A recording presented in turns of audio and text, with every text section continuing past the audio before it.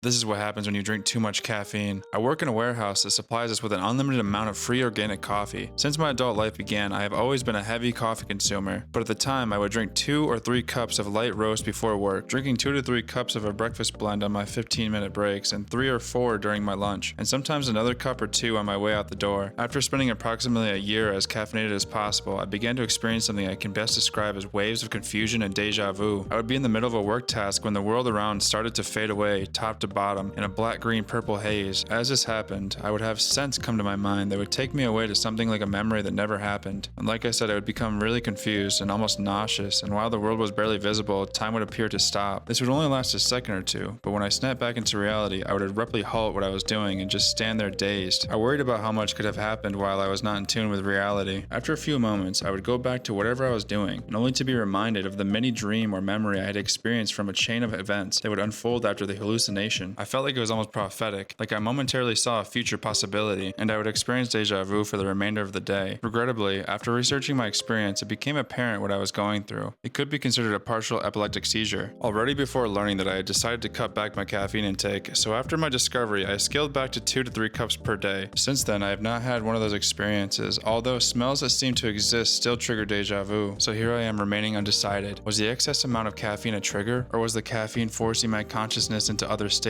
of being that allowed me short-term insight? I have never before or since experienced symptoms, and I dare not drink that much again without a supervised situation. Losing consciousness and regaining it moments later while my body is in motion is somewhat terrifying.